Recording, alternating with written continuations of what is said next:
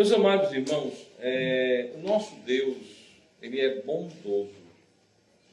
O nosso Deus é um Deus bondoso e é um Deus misericordioso. Deus é bom e Deus é misericordioso. A sua graça é a razão de não termos sido consumidos. Nós estamos vivos por causa da graça do nosso Deus. Efésios capítulo 2, versículo 4 diz: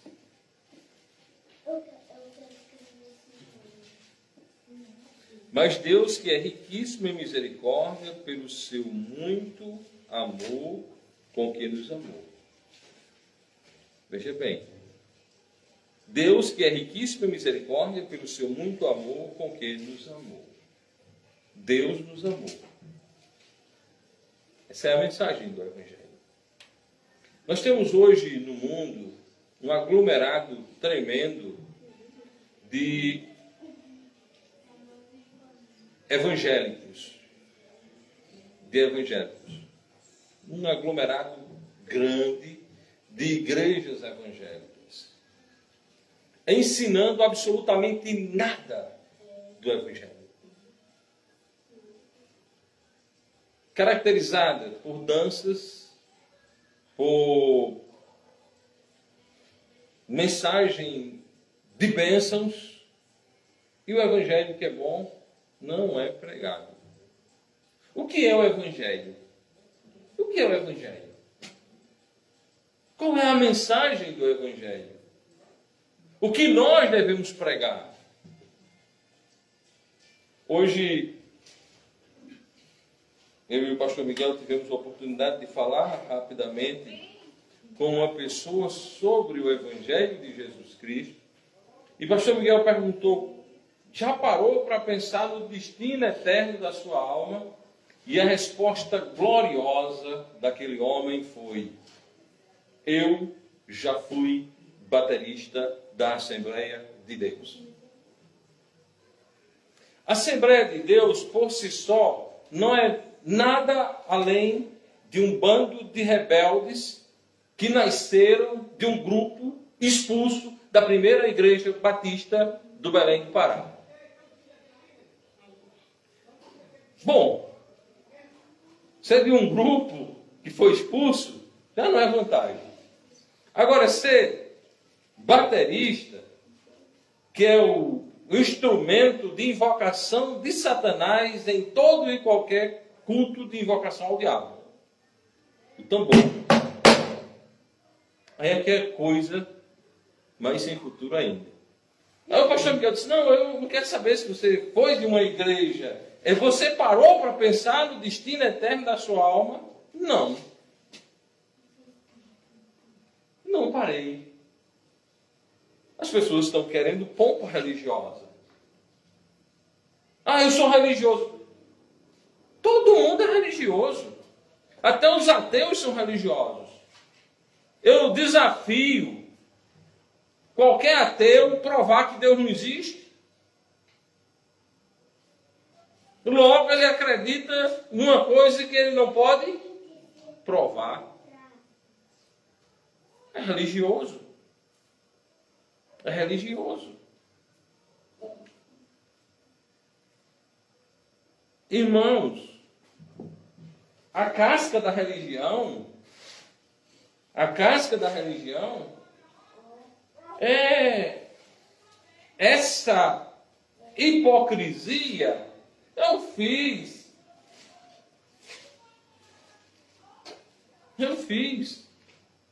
eu faço, eu tenho obras. O irmão William lê um texto que fala, que exorta ao homem a gloriar-se no Senhor, não em si mesmo. Sabe, todo homem gosta de se gloriar a si mesmo. Todo mundo acha que é mais inteligente, que é mais bonito, que é mais simpático. Sempre acha que está além dos outros. O homem gosta de gloriar-se. Mas não pode se gloriar perante Deus. Deus diz que todos pecaram e destituídos estão da glória de Deus. Todos, sem exceção, são pecadores. Todos são pecadores. Bom, pelo fato de saber que todos são pecadores, eu não vou viver pecando continuamente na prática do pecado. Não vou procurar me especializar em pecar. Sem especializar, eu já sou pecador. O pecado é algo natural. O pecado é algo natural. Todo mundo peca. E o bom, sabe, que os crentes, eles também pecam. Só que eles são bons de apontar o pecado dos outros.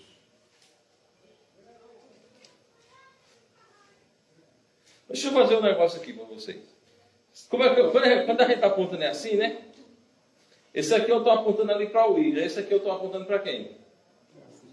Para cima, para Deus, né? E esses três aqui? Para mim. Cabeça safado, ó, tem 3 contra 2, está perdendo.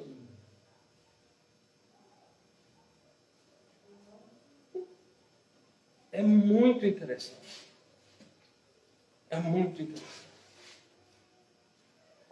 A natureza humana tem uma forte aliada, a religião. Então os crentes, não estou dizendo os crentes não, eu estou dizendo os crentes. Os crentes, eles estão longe do Evangelho. Pô, não se alegre, então quem está perto do Evangelho é os católicos. Esses aqui não estão mesmo. Porque o culto deles é cheio de idolatria. Idolatria é pecado condenado pela palavra de Deus. Não é o pastor Anísio nem a Igreja Batista que condena, não. É a palavra de Deus. É necessário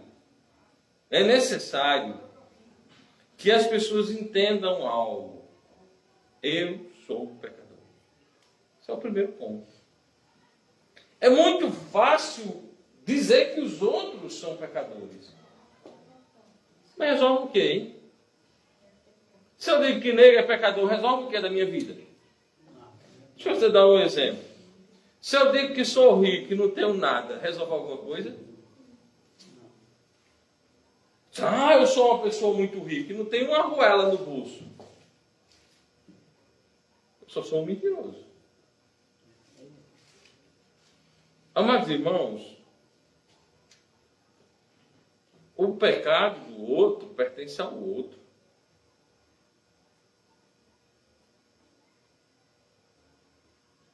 Deus é rico em misericórdia.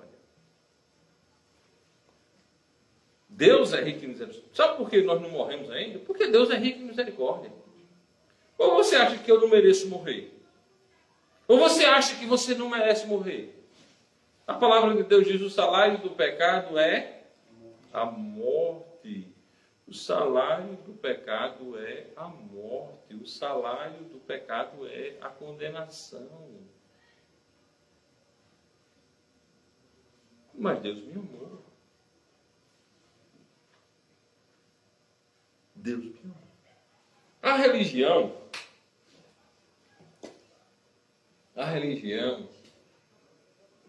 ela se coloca para dar satisfação ao homem.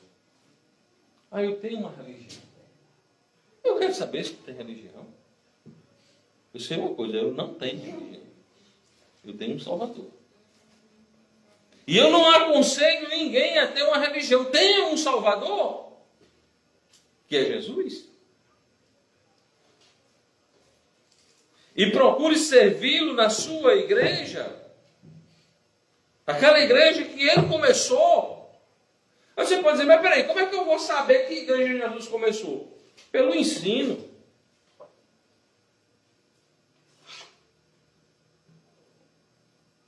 Alex,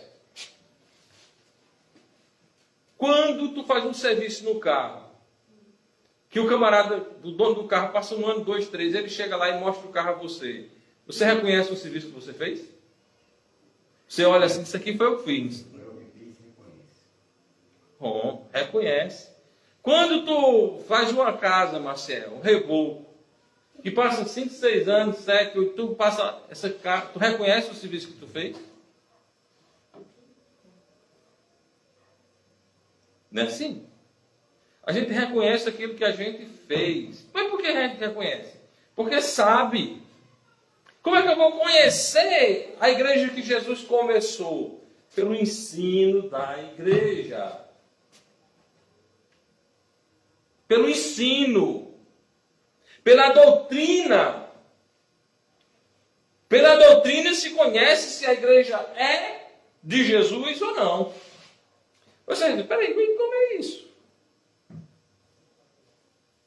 Como é isso? Cristo disse, edificarei a minha igreja. Cristo disse, dizei à igreja, se não escutar a igreja, considere como gentil e publicano. Quando foi que Cristo disse isso? Ele já tinha morrido ou ainda estava vivo? Estava vivo.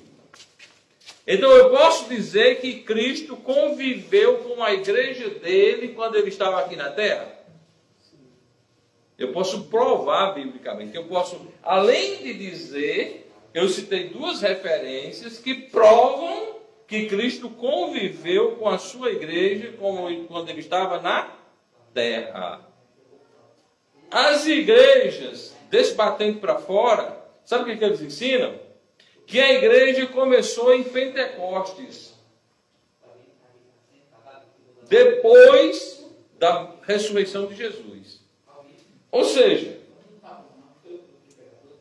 por essa doutrina eu já elimino a grande maioria. Quando começou a igreja? Em Atos capítulo 2, dizem eles. Então, todo e qualquer grupo religioso que diz que a igreja começou em Atos capítulo 2 é mentiroso. É um grupo religioso que está mentindo. Um grupo religioso que está mentindo. Mas, pastor, é desse jeito.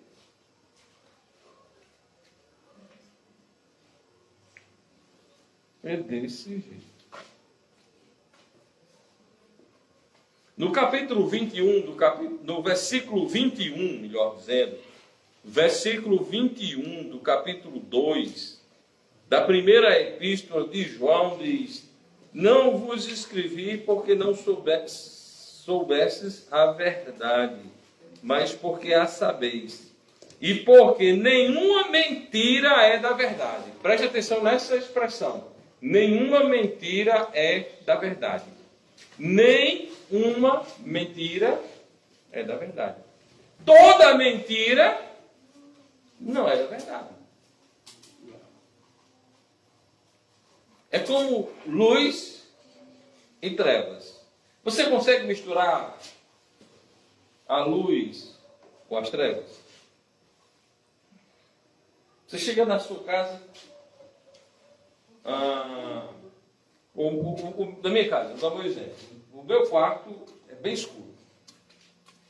Por razão de saúde, o meu quarto é bem escuro.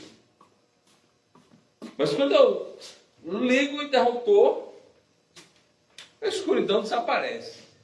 Por mais que eu queira que fique escuro para mim dormir, a luz ligada, não tem escuridão. Não se mistura. A luz dissipa as trevas. A luz dissipa as trevas. Nenhuma mentira é procedente de dentro da verdade. Nenhuma mentira é procedente de dentro da verdade. O Evangelho, irmãos, é a verdade. Deus, em sua infinita graça e misericórdia, nos amou. No versículo 5 do capítulo 2 de Efésios, diz: estando nós ainda mortos em nossas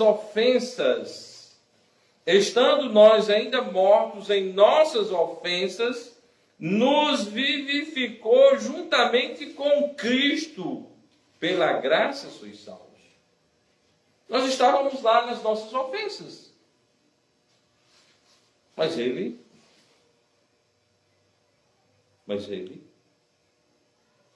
nos vivificou. É importante, irmãos, entender o que é vivificar. Todo homem nasce pecador, todo homem nasce morto, indo para o inferno. O Evangelho entra na vida do homem e transforma-o de dentro para fora.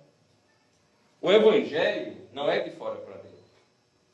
Na conversa que nós tivemos com aquele homem pela manhã, eu disse: meu amigo, é o seguinte, a religião diz: deixe isso, deixe isso, deixe isso, deixe isso, e continue deixando, que aí você vai ser salvo. Isso chama-se obras. O Evangelho, Cristo entra na sua vida e Ele muda o seu jeito de ver as coisas. O Evangelho é de dentro para fora. De dentro para fora. É bom entender isso. Se você está fora, você não está dentro. O Evangelho, ele é de dentro para fora. Primeiro você crê em Jesus. E o resto é com Ele. A Bíblia diz: entrega teu caminho ao Senhor, confia nele, mas Ele fará. Quem faz é Jesus.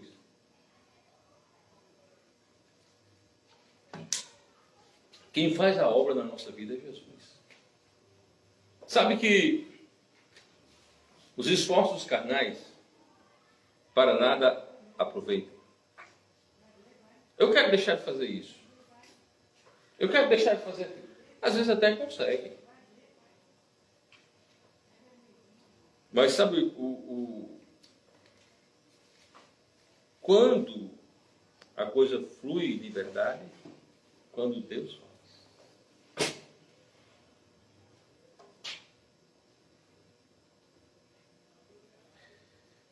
Ainda no capítulo 2 de Efésios, no versículo 15, diz o seguinte: e na sua carne desfez a inimizade, isto é, a lei dos mandamentos, que consistia em ordenanças para criar em si mesmo dos dois um novo homem, fazendo a paz.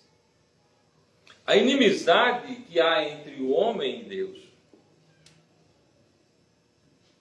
ela é desfeita na carne de Jesus. Ele pagou. Ele que pagou.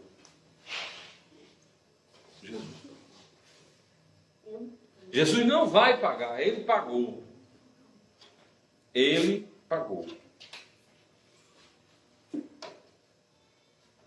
Pagou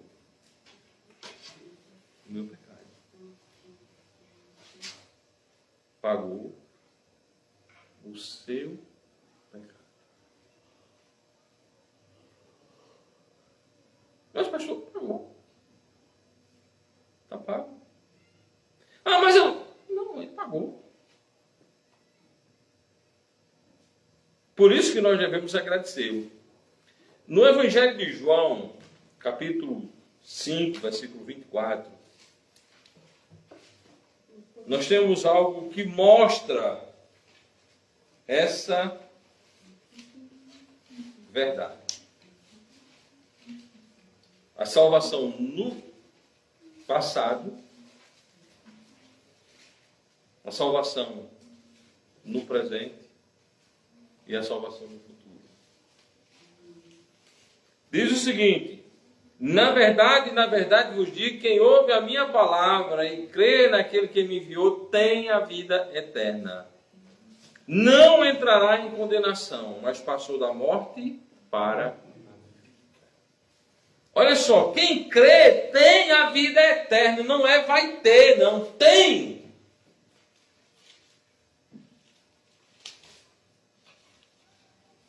Tem. Mas pergunta a um crente penteca. Meu amigo, se tu... mas se tu pecar, eu perdi a salvação. Toda igreja que ensina que o crente perde a salvação não é uma igreja de Deus, é um quartel de Satanás. Escute o que eu estou dizendo. Eu vou falar bem direto aqui. Toda igreja que diz que o crente perde a salvação não é uma igreja. É um quartel de Satanás.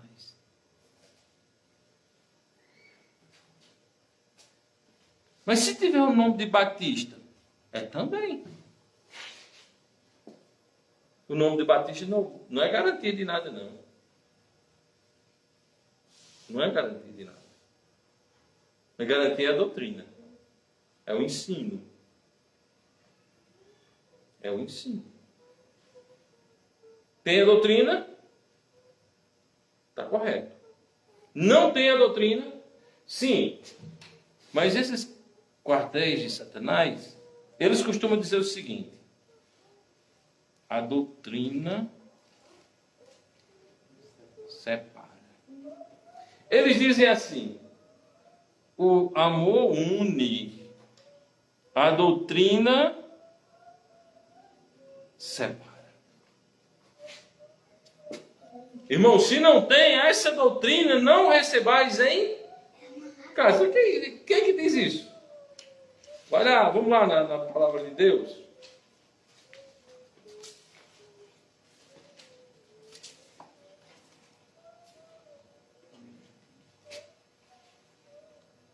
Capítulo único, versículo 10.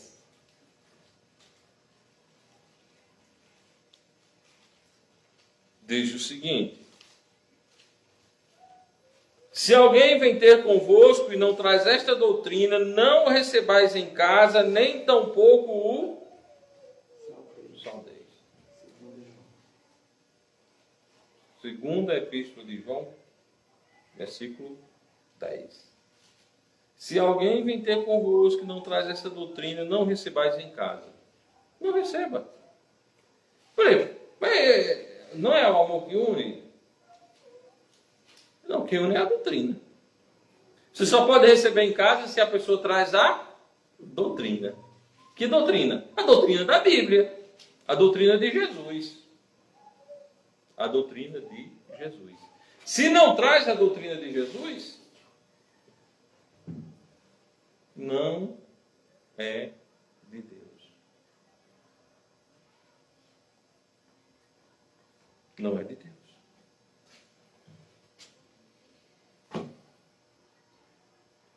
Na verdade vos digo, quem ouve a minha palavra e crê naquele que me enviou, tem a vida eterna e não entrará em condenação, mas passou da morte para a vida eterna. Você tem a vida eterna? Essa é uma pergunta. Você tem a vida eterna? Se você morrer agora, para onde está indo a sua alma? Essa é a questão. Se você morrer agora, para onde está indo a sua alma? Eu não sei. Quem não sabe para onde está indo, está o quê? Perdido. Eu não sei para onde estou indo, eu estou perdido. Eu estou fora do caminho. Quem é o caminho? Jesus. Todos que estão no caminho não estão perdidos. Todos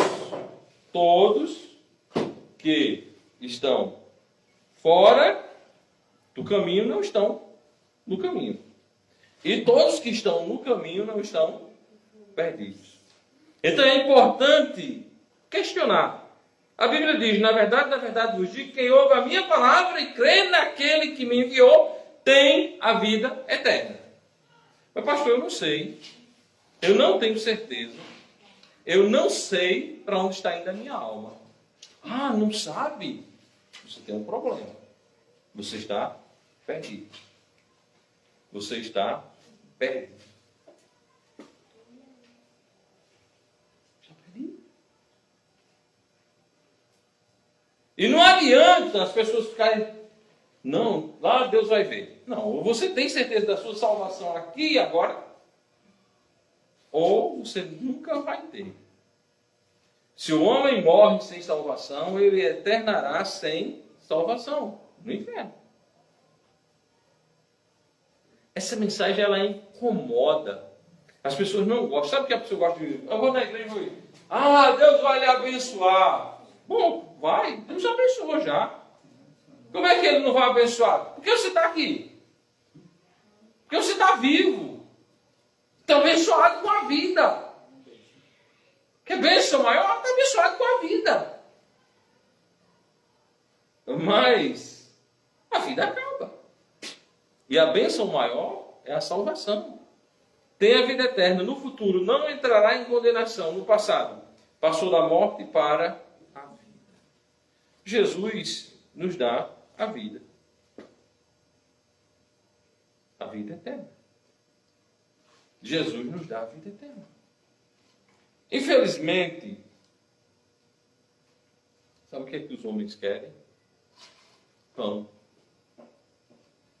Jesus multiplicou o pão e os homens queriam fazê-lo rei. Não por causa dele, mas porque ele multiplicava o pão. As pessoas querem isso. Agora, aí o que é que acontece? Toda rua tem uma igreja oferecendo isso ao povo.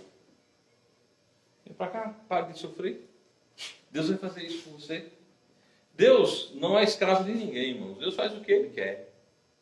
Deus só faz o que Ele quer. E em vez de estarmos querendo, sabe o que nós devíamos estar fazendo? Agradecendo. Em vez de, Senhor, eu quero. Não, agradeça. Obrigado. Obrigado. Deus tem nos dado o suficiente para vivermos. Mas nós estamos atrás de gostos. Atrás de gostos. Ah, eu quero fazer a minha vontade, eu quero... Não, a vontade sua, a minha vontade não é relevante. A relevante é a vontade de Deus, aquilo que Deus nos diz. Então, a doutrina da salvação, irmãos, ela tem sido colocada de lado, tem sido jogada de lado, porque os pregadores não têm tal certeza. Então, como você vai pregar algo que você não tem? Então tem de contar a lorota mesmo. No Evangelho de João, capítulo 7, versículo 16...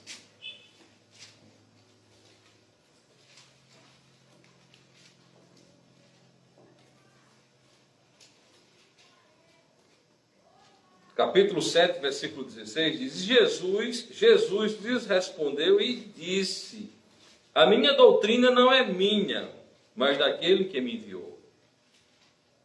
Como é que doutrina não é importante se Jesus diz, a minha doutrina não é minha, mas daquele que me enviou? E se alguém quiser fazer a vontade dele, e se alguém quiser fazer a vontade dele, pela mesma doutrina, conhecerá se ela é de Deus ou se eu falo de mim mesmo. Como é que alguém vai conhecer a vontade de Deus? Pela doutrina. Quem crê em Jesus tem a vida eterna. Essa é a principal doutrina. Salvação é gratuita, salvação é eterna, e salvação é incapaz de ser perdida. Ou seja, o crente não perde a salvação.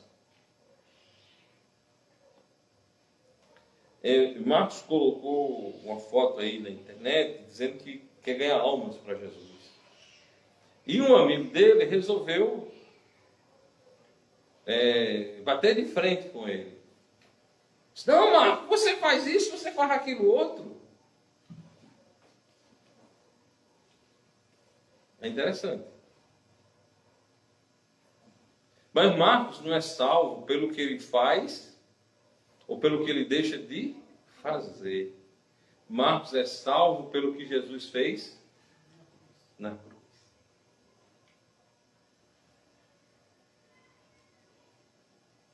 Nós somos salvos pelo que Jesus Cristo fez na cruz.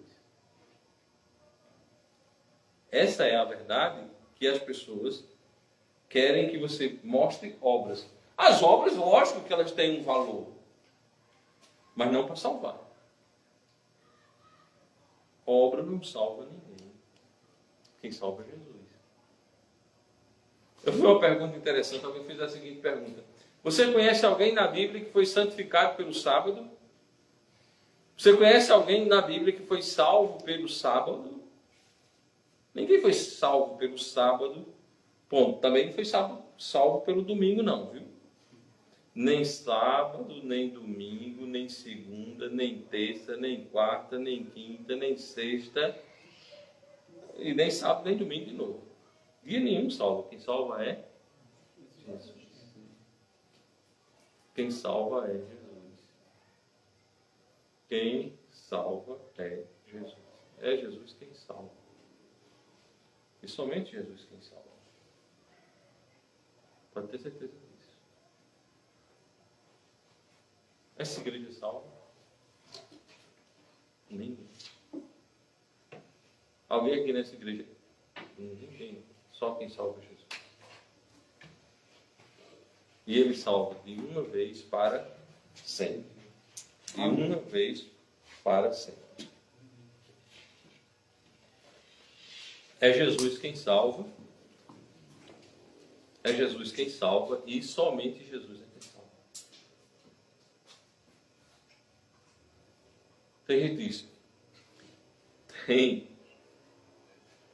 Cuidado, tem gente que diz, vá lá na igreja, eu quero orar por você.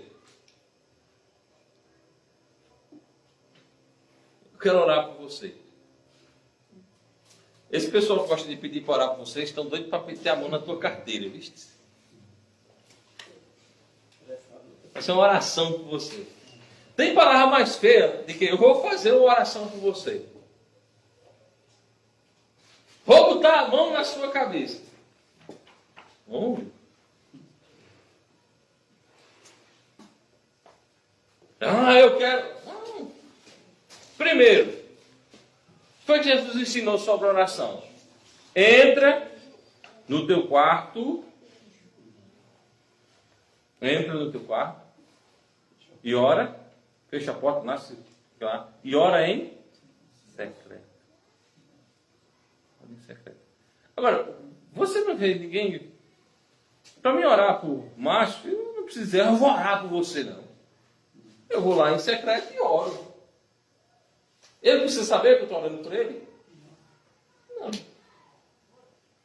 Agora, vamos lá. Esse povo que gosta de botar a mão na cabeça do povo e pedir dinheiro depois.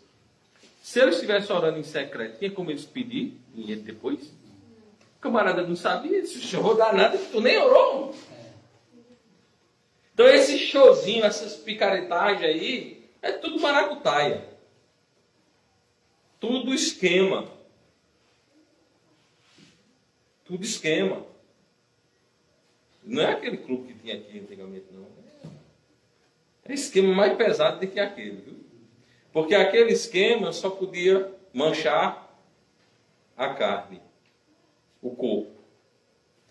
Já esse esquema religioso mantém a alma morta. Certo? Mantém a alma morta. Então, meus amados irmãos, e essa igreja aqui, ela se caracteriza por ensinar doutrina. Mas não tem nem um glória a Deus, um aleluia, um grito, um treme-treme, um quando um fala, o outro fala. Não. A Bíblia diz, quando Um fala, os outros fiquem calados, em silêncio. Façam tudo com ordem e decência. Tudo é feito com ordem e decência. Mas, pastor, eu gosto do fogo. Você gosta do fogo? Bom, eu vou te dar um endereço que tem fogo assim. No inferno. Quem gosta de fogo não tem coisa melhor não. Vai para o inferno. Certo? Agora, quem gosta de paz, aí é com Jesus. Nós lemos aqui em Efésios que ele fez a paz, matando a inimizade do seu próprio corpo. Ele matou a inimizade. Então, meus queridos, a minha doutrina não é minha, mas daquele que me enviou. Se alguém quiser fazer a vontade dele pela mesma doutrina, conhecerá se ela é de Deus ou se eu falo de mim mesmo. A doutrina que nós ensinamos não é nossa, é de Deus. A doutrina que nós ensinamos não glorifica ninguém aqui, glorifica somente a Deus. Porque aquele que glorie-se no Senhor. Amém? Amém? Que Deus abençoe ricamente a cada um de nós, aqueles que nos acompanharam pela internet. Que Deus os fortaleça na fé e no conhecimento de Jesus Cristo. Amém? Amém.